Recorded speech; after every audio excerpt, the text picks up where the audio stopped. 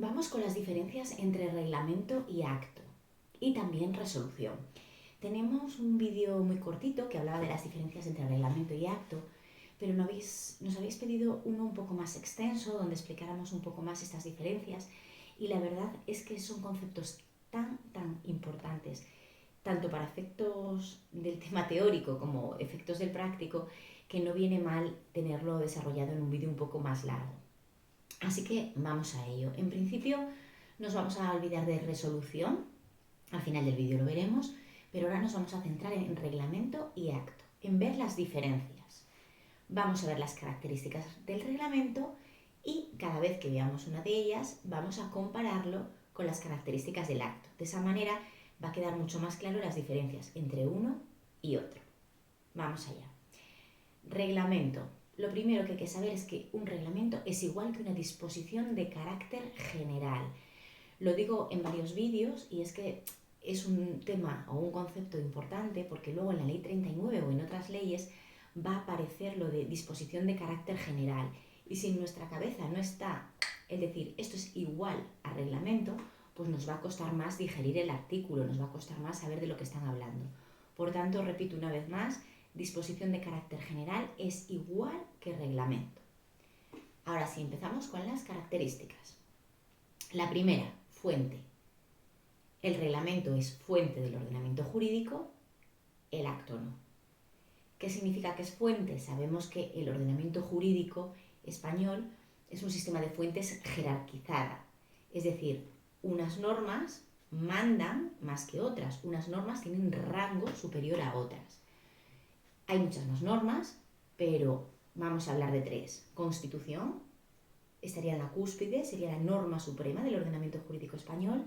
Por debajo estarían las leyes, por debajo estarían los reglamentos. Insisto, hay muchas más, pero hoy nos quedamos con eso. ¿Con qué nos quedamos? Con que los reglamentos son fuente del ordenamiento jurídico porque son una norma con rango inferior a la ley. ¿Vale? No pueden contradecir la ley, por supuesto no pueden contradecir la Constitución española. Entonces decimos que el reglamento es una fuente del ordenamiento jurídico, el acto no. Os voy a poner un ejemplo para que quede más claro. Imaginaos que por un reglamento, a través de un reglamento, se regula que los productores de manzanos tienen que estar inscritos en un registro y pedir autorización a la administración para producir.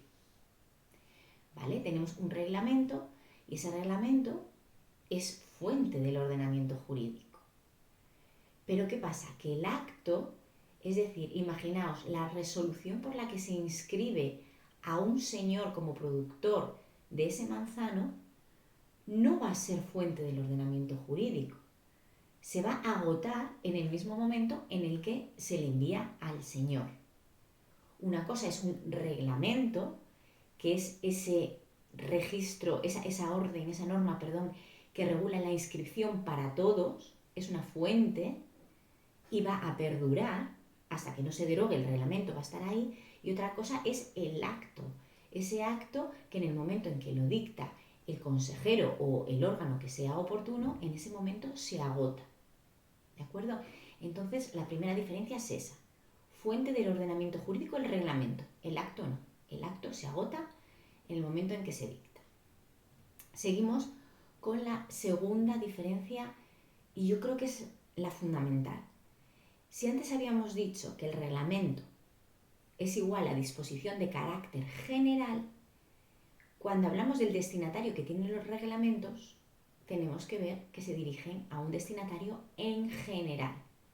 Volvemos al mismo ejemplo. Ese reglamento que decía que todos los productores de manzano tenían que estar inscritos y pedir una autorización a la administración para producir, se trata de un reglamento y por tanto de disposición de carácter general.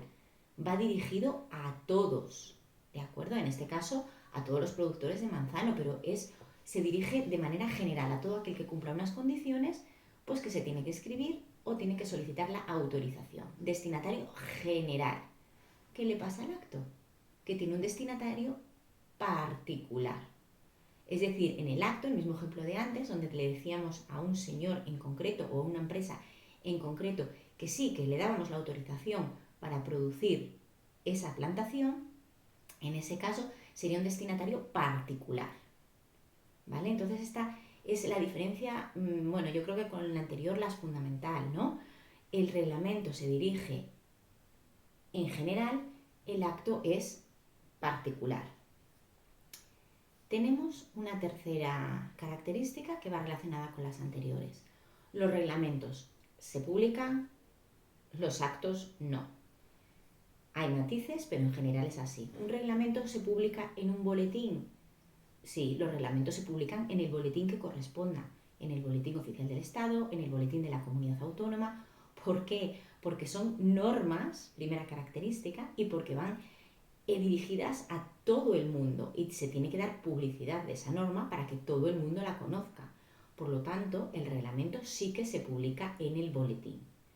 Los actos se publican, hay matices, no voy a entrar en ello, otro día nos podemos centrar más, pero bueno, con carácter general, el acto que va dirigido a una persona en particular, lo que hace la administración es notificarle, ¿vale? No lo va a publicar, ya digo que hay excepciones, insisto, pero lo normal es que le notifique con una carta o le notifique de manera electrónica, pero al fin y al cabo es una notificación donde le dice esta empresa está inscrita ya en este registro y tiene autorización, ¿vale? Entonces se lo notifica.